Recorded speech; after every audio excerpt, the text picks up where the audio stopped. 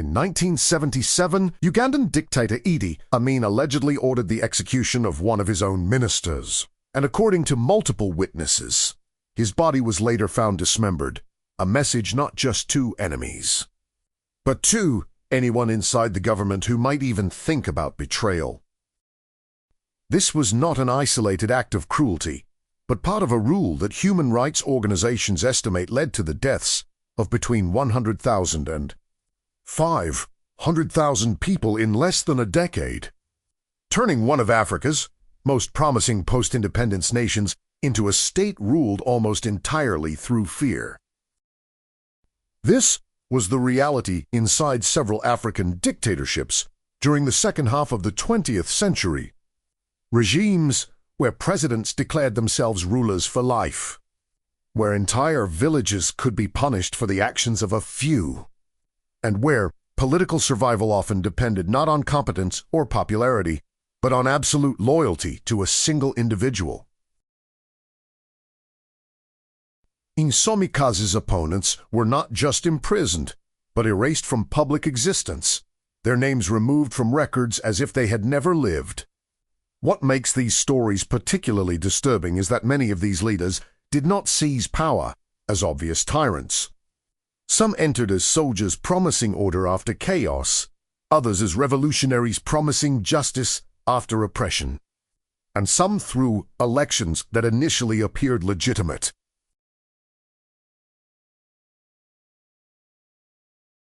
Their early speeches often spoke of unity, anti-corruption, and national pride, words that resonated deeply in countries trying to define themselves after colonial rule had ended.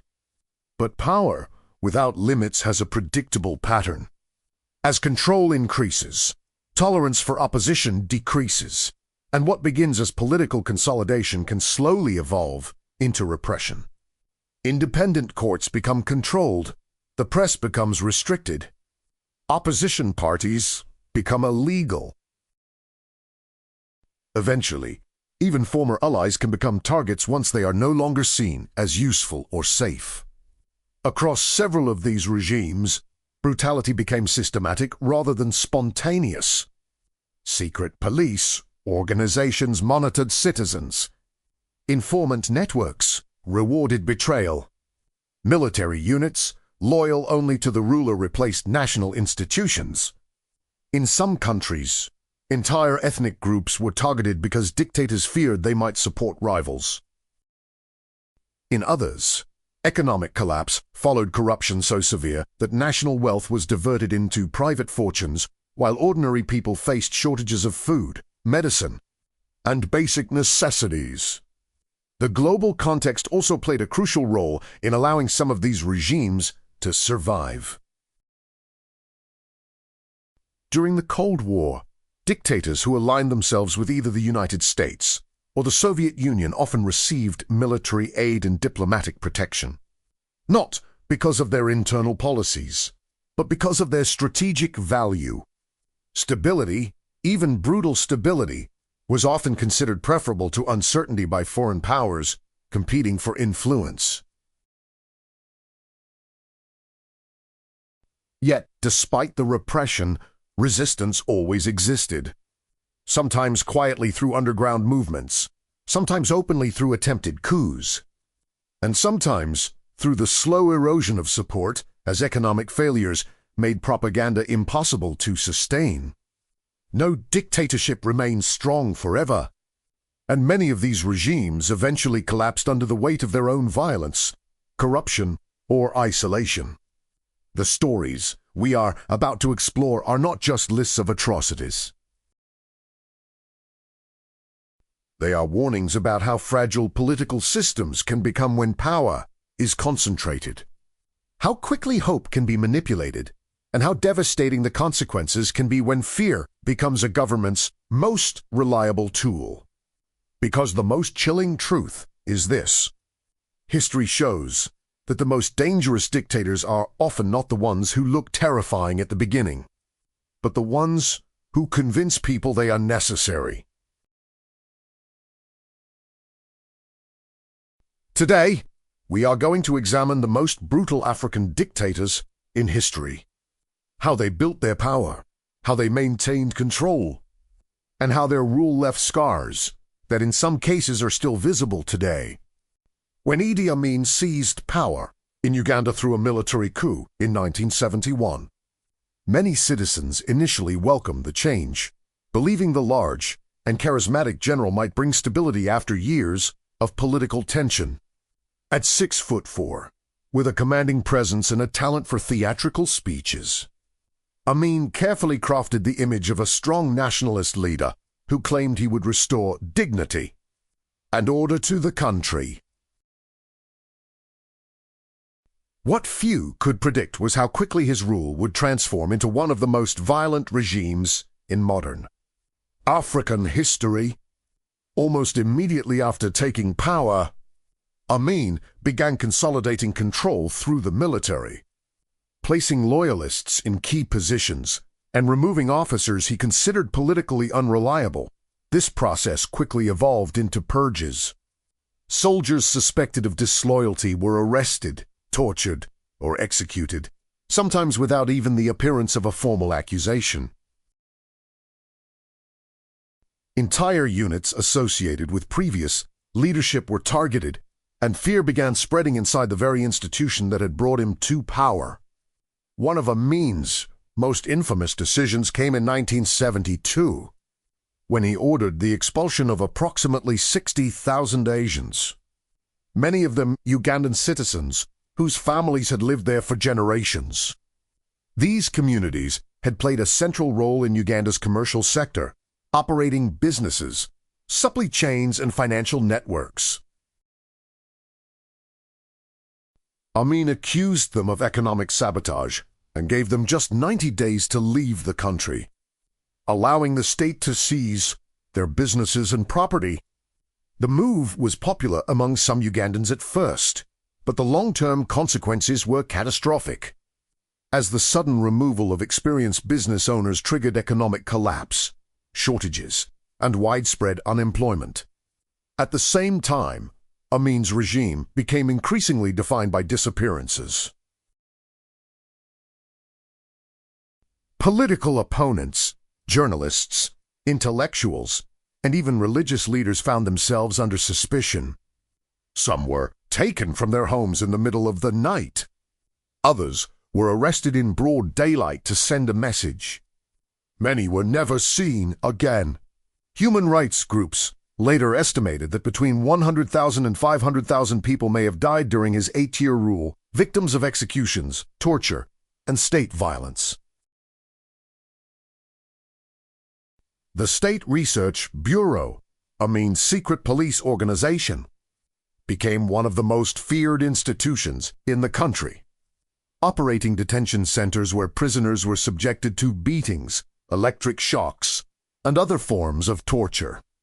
The organization functioned not only as an intelligence service, but as a mechanism of intimidation designed to eliminate any potential threat to Amin's authority. Rumors of what happened inside these facilities spread throughout society, creating an atmosphere where fear often prevented resistance before it could even begin. Amin also became known internationally for his erratic and often bizarre behavior. He gave himself grandiose titles such as Conqueror of the British Empire in Africa and portrayed himself as a global figure of importance. Even as his country's infrastructure deteriorated and its economy spiraled downward. His unpredictability made him even more dangerous, because decisions affecting millions could be driven by personal grudges, paranoia, or attempts to project strength rather than rational governance. As his rule continued, even former supporters began to distance themselves. The economy was collapsing, basic goods were becoming scarce, and military spending was draining national resources. Eventually, his aggressive foreign policy decisions, including a failed invasion of neighboring Tanzania in 1978, triggered the chain of events that would lead to his downfall. Tanzanian forces, alongside Ugandan exiles, pushed into the country and captured the capital in 1979, forcing Amin to flee into exile. He would spend the rest of his life living abroad, eventually dying in Saudi Arabia in 2003, never facing trial for the atrocities committed under his rule. His story remains one of the clearest examples of how quickly power can transform a leader into a ruler, whose authority depends almost entirely on fear. If Idi Amin ruled through fear and unpredictability, Jean Bedel Bokassa ruled through a strange mixture of extreme brutality and almost surreal extravagance, creating one of the most bizarre and disturbing dictatorships in African history. A former French colonial soldier who had served in World War II and later in Indochina, Bokassa took power in the Central African Republic through a coup in 1966, presenting himself as a stabilizing force in a country struggling with poverty and political instability. What followed instead was a regime increasingly driven by paranoia, personal glorification, and violent repression. In the early years, Bokassa maintained a relatively low international profile. But as time passed, his behavior became more erratic and authoritarian. Political opposition was suppressed, critics were imprisoned, and loyalty to the president became the most important qualification for survival within the government. Like many dictators, Bokassa began to blur the line between the state and his personal authority, treating national resources as extensions of his own power. Nothing symbolized this more than his extraordinary decision in 1976 to declare himself emperor, transforming the country into the Central African Empire in what many observers saw as an attempt to imitate Napoleon Bonaparte. The following year, he organized one of the most expensive coronations in modern history, a ceremony that reportedly cost around $20 million, an enormous sum for one of the poorest countries on earth. While most of the population struggled with basic needs, Bokassa imported gold-plated thrones, elaborate ceremonial uniforms, and hundreds of luxury items from Europe to stage an event designed to present him as a figure of absolute authority.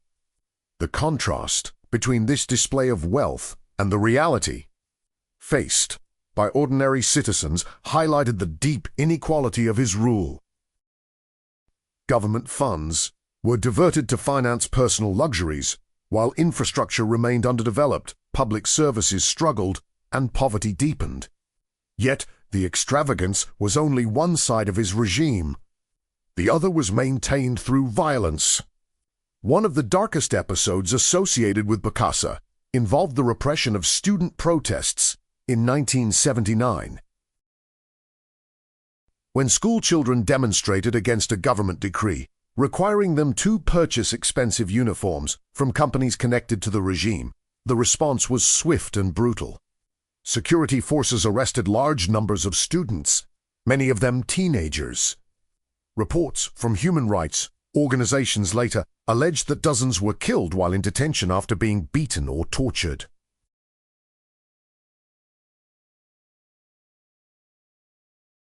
Some testimonies even claimed Bokassa personally participated in acts of violence, though the full details remain historically debated.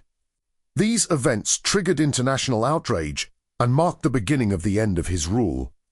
France, which had previously supported Bokassa due to its strategic interests in the region, began to reconsider. Its position as evidence of abuses became impossible to ignore.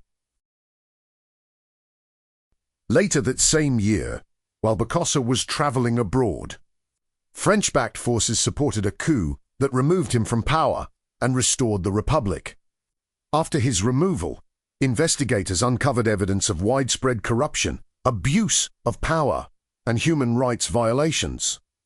Bokassa was eventually put on trial after returning to the country years later. He was initially sentenced to death, though the sentence was later reduced. and he eventually received amnesty. Spending his final years in relative obscurity before his death in 1996, his legacy remains deeply controversial, not only because of the violence associated with his rule, but because of how clearly his story illustrates a recurring pattern in authoritarian systems. Absolute power often isolates leaders from reality, surrounding them with loyalists who reinforce their worldview while shielding them from criticism. Over time, this isolation can create a dangerous feedback loop where maintaining personal authority becomes more important than governing effectively. Jean Bokassa's rule remains a cautionary example of how dictatorship can evolve into personal monarchy, where fear enforces obedience and national resources are redirected toward maintaining the image of a single individual, rather than improving the lives of the population. When Muammar Gaddafi took power in Libya in 1969 at just 27 years old, he was widely seen as part of a new generation of Arab and African leaders determined to break free from foreign influence and reclaim national sovereignty. A young military officer inspired by revolutionary movements and anti-colonial ideology, he overthrew the Libyan monarchy in a bloodless coup and promised to redistribute wealth, end corruption, and give power back to the people. For a time, many believed he might succeed. Unlike many dictators who ruled quietly from behind military structures, Gaddafi built a highly personalized political system centered almost entirely around his own ideology. Through his political manifesto known as the Green Book, he claimed to have developed a new form of governance that rejected both capitalism and communism. In theory, Libya would be governed through direct popular committees. In reality, power remained tightly concentrated around Gaddafi himself and a small inner circle of loyal security forces. As his control strengthened, opposition became increasingly dangerous. Dissidents inside Libya faced imprisonment, torture, or execution, while critics living abroad were sometimes hunted down by Libyan intelligence agents. Throughout the 1970s and 1980s, several Libyan exiles were assassinated in Europe in operations that became known as the elimination of stray dogs, a term reportedly used by the regime to describe defectors. These operations demonstrated that distance did not guarantee safety from the reach of the state. Inside Libya, Gaddafi relied heavily on a network of revolutionary committees tasked with enforcing ideological conformity and monitoring society for signs of dissent. Public executions were sometimes broadcast to reinforce the consequences of opposition, turning punishment into political theater designed to reinforce obedience. Universities, media institutions, and even workplaces became spaces where loyalty was expected to be demonstrated rather than assumed. Internationally, Gaddafi's regime became associated with militant movements and accusations of state sponsorship of terrorism. Libya was linked by Western governments to various armed groups, and the country faced heavy sanctions following events such as the 1988 Lockerbie bombing, which killed 270 people after a passenger plane exploded over Scotland. Years of isolation followed, damaging Libya's economy and further concentrating power inside the regime. Yet Gaddafi's rule was not defined solely by repression. Libya also experienced periods of significant social investment funded by oil wealth, including free education, housing programs, and healthcare expansion. This created a complicated legacy, as some citizens benefited from social programs, while simultaneously living under a political system where open criticism could carry severe consequences. This dual reality made Libya an example of how authoritarian regimes can sometimes maintain support through material benefits, even while restricting political freedom. By the time the Arab Spring reached Libya in 2011, decades of suppressed political frustration began to surface. Protests quickly escalated into armed conflict as government forces responded with violence.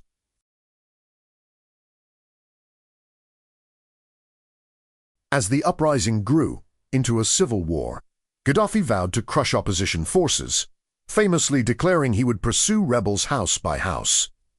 The conflict eventually drew international intervention, and after months of fighting, his regime collapsed. In October 2011, Gaddafi was captured by opposition fighters while attempting to flee. He was killed shortly afterward in circumstances that reflected the chaotic and violent end of a rule that had lasted more than 4 decades. His death marked the end of one of Africa's longest-running personal regimes, but it did not bring immediate stability. Libya instead entered a prolonged period of internal conflict that continues to shape the country today. Gaddafi's story illustrates another recurring lesson of dictatorship. When power becomes inseparable from one individual, the fall of that individual can leave behind a vacuum that is far harder to rebuild than the system that came before. When General Sani Abacha took control of Nigeria in 1993, it was not through a popular uprising or a revolutionary movement, but through a quiet and calculated military takeover that removed a fragile civilian government. At first, many Nigerians saw his arrival as just another change in a long line of military rulers. What they did not yet realize was that Abacha would soon establish one of the most corrupt and repressive regimes in the country's history. Combining political terror with one of the largest personal thefts of national wealth ever recorded. Almost immediately after consolidating power, Abacha dissolved democratic institutions. Political parties were banned, the constitution was effectively suspended, and power became centralized within the military hierarchy he controlled.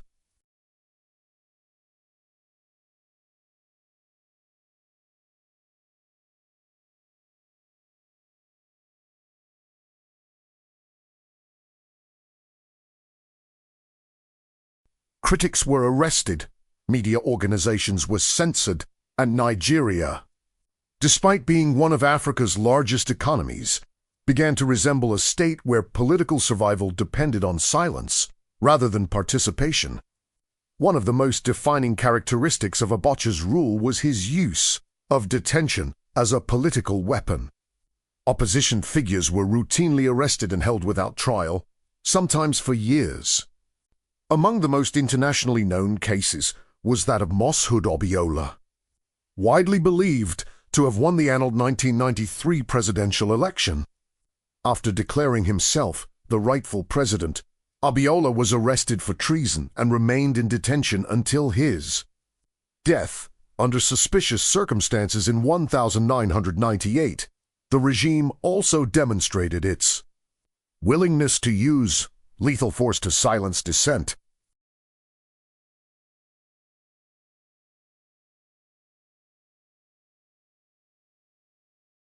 One of the most shocking events occurred in 1995 with the execution of environmental activist Ken Saro-Wiwa and 8 other members of the Ogoni 9. These activists had protested against environmental destruction caused by oil extraction in the Niger Delta and had accused both the Nigerian government and multinational corporations of neglecting the local population. Despite global appeals for clemency, Abacha's government carried out the executions after a trial widely condemned as unfair. The event triggered international outrage, leading to Nigeria's suspension from the Commonwealth and further diplomatic isolation. While repression was tightening politically, corruption was expanding financially. Investigations after Abacha's death revealed that he and his inner circle had systematically diverted billions of dollars from Nigeria's treasury into foreign bank accounts.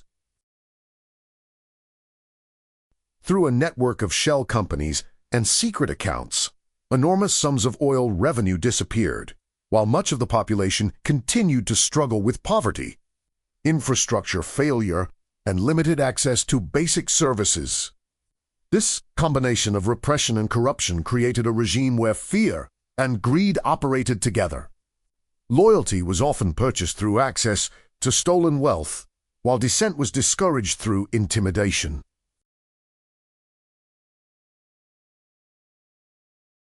This structure allowed Abacha to maintain control despite growing international criticism and internal dissatisfaction. Despite his firm grip on power, Abacha's rule ended suddenly and unexpectedly in June 1998 when he died under mysterious circumstances. Official reports cited a heart attack, though rumors and speculation quickly spread, reflecting the secrecy that had surrounded his government. His sudden death created an opening for Nigeria to begin a transition back toward civilian rule, a process that would begin the following year. After his death, international efforts began to recover the vast sums he had stolen.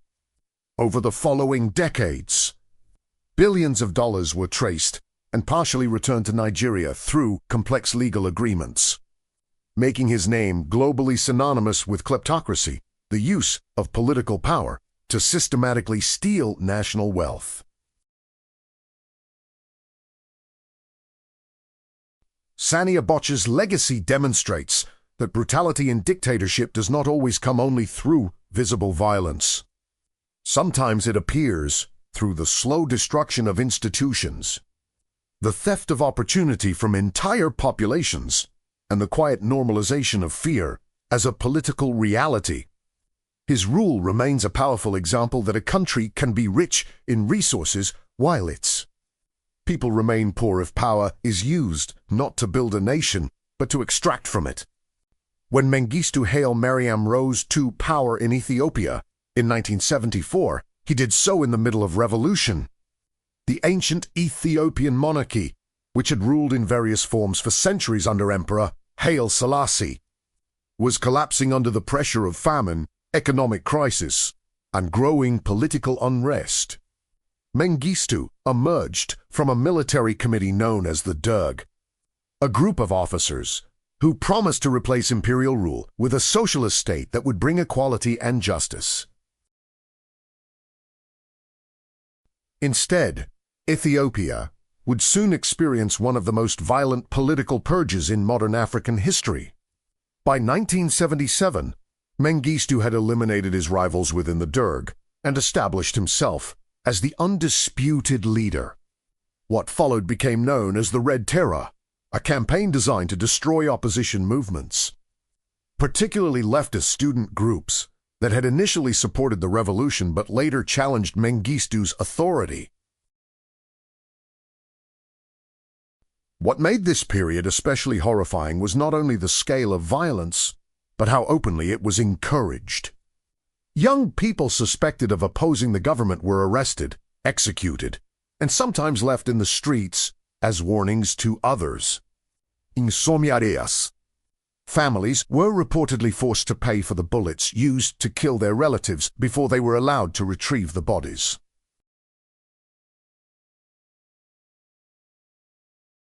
This practice was not only punitive, but psychological, designed to reinforce the absolute dominance of the state and eliminate even the possibility of resistance through fear.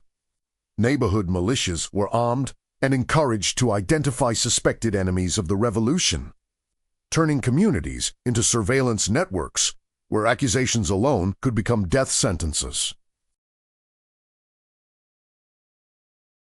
In this atmosphere of paranoia, personal disputes could easily be disguised as political accusations, making everyday life dangerous, even for those with no political involvement.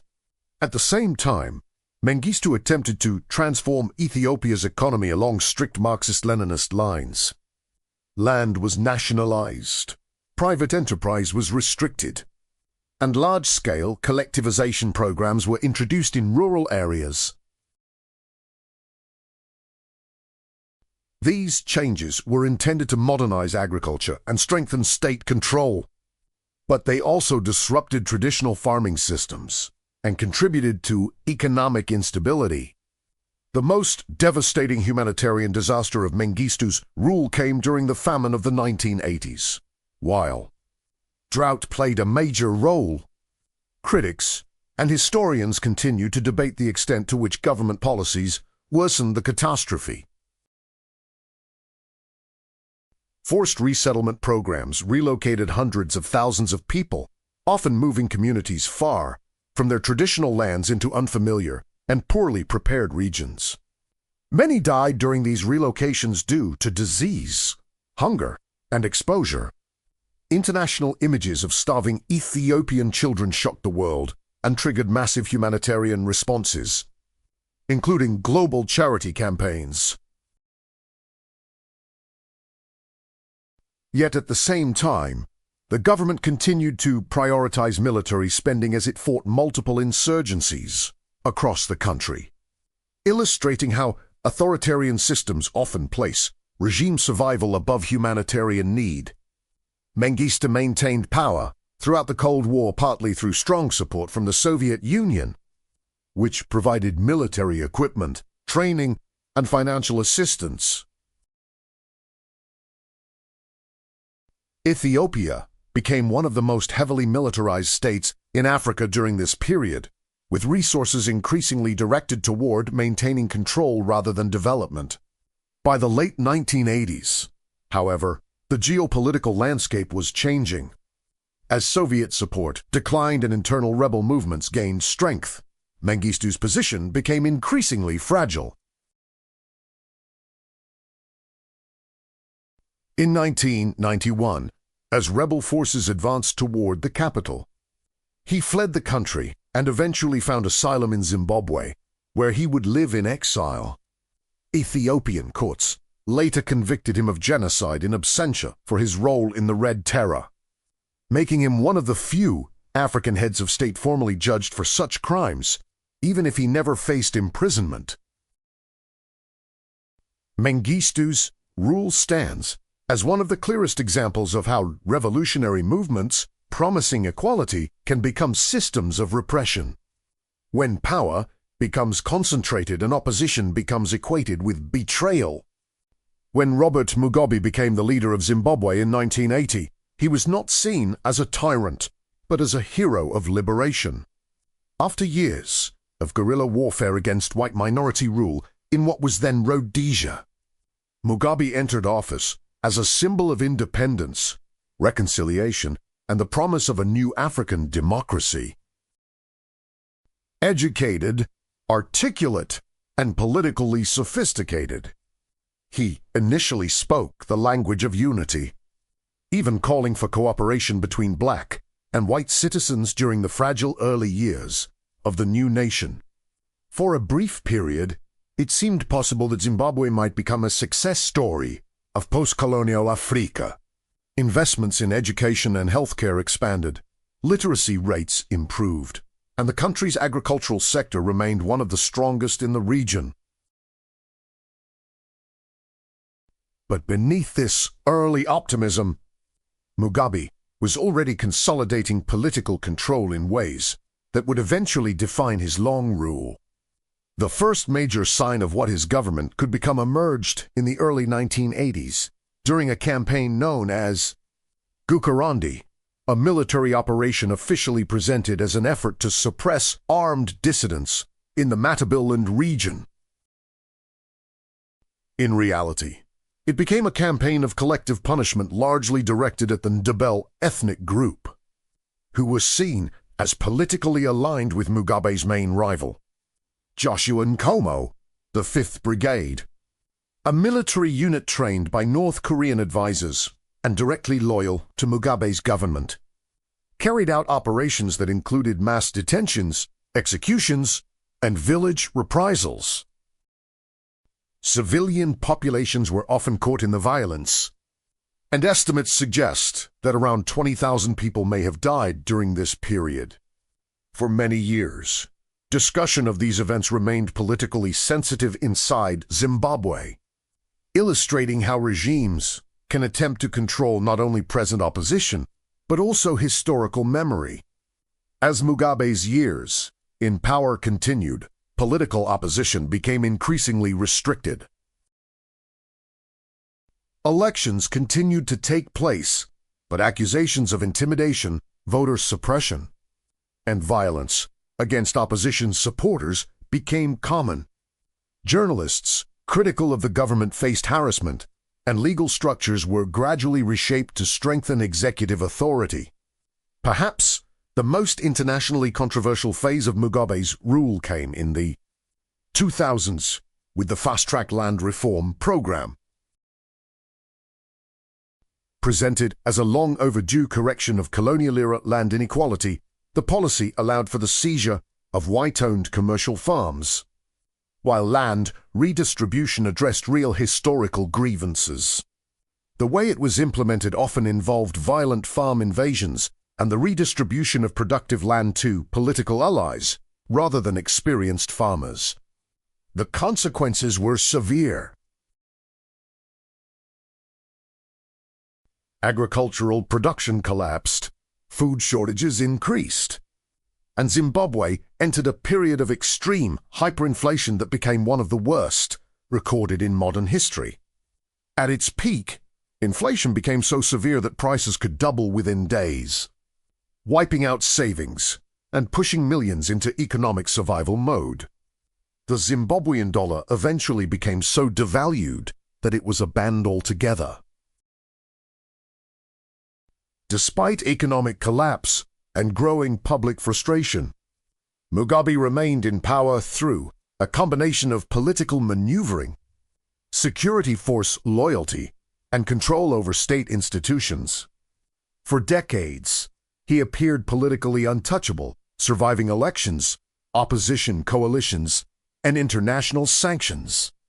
His rule finally came to an end not through a popular uprising, but through internal political shifts.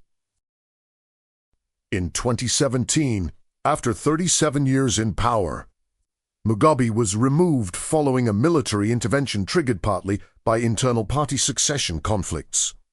Even then, his removal was carefully managed to avoid the appearance of a traditional coup, reflecting how deeply his influence had shaped the political system. Robert Mugabe died in 2019 at the age of 95. Leaving behind a deeply divided legacy. To some, he remains a liberation hero who fought colonial rule. To others, he is remembered as a leader who gradually transformed from revolutionary into authoritarian ruler, demonstrating how power, held too long, can slowly change, even those who once fought against oppression. His story remains one of the most complex examples of how the line between liberator and strongman can sometimes be separated only by time. If there is one disturbing pattern that connects the stories of these dictators, it is not their countries, their ideologies, or even their personalities. It is the method through which power slowly transformed from a tool of leadership into a mechanism of control. None of these regimes began by openly declaring their future brutality. Almost all began with promises. Promises of stability, promises of justice, promises of national pride. The violence came later, often step by step, normalized through necessity, justified through fear, and maintained through the dangerous belief that order is more important than freedom. What makes these histories particularly important is not simply the scale of suffering they produced, but how predictable many of their patterns were. Control of the military, weakening of institutions, removal of political rivals, control of information, creation of internal enemies. These steps appeared again and again, not because the dictators copied each other, but because unchecked power tends to follow the same logic regardless of geography. Another striking lesson is how rarely these systems collapse because of morality alone. Most did not fall because their leaders suddenly chose compassion, but because of pressure, economic collapse, internal power struggles, military defeat, international isolation, or the simple reality that systems built on fear eventually become unstable because fear cannot create loyalty, only obedience, and obedience disappears the moment fear weakens. It is also important to understand that the damage left behind by these regimes does not end when the dictator leaves power. Institutions weakened by years of corruption do not recover overnight. Economies damaged by mismanagement take decades to rebuild.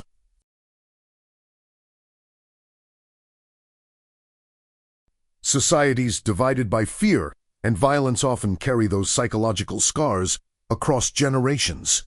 In many cases, the greatest cost of dictatorship is not only measured in lives lost during the regime, but in opportunities lost long after it ends. Yet, history also shows something else.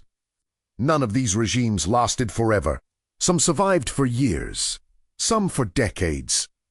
But eventually, every system built entirely around one individual faced the same unavoidable problem.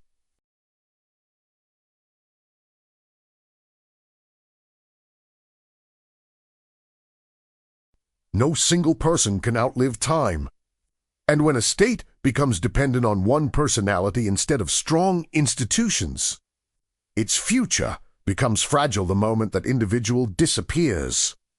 Perhaps the most important lesson is not about the dictators themselves, but about the conditions that allow them to rise: political instability, economic crisis, weak democratic traditions, public frustration, fear of chaos.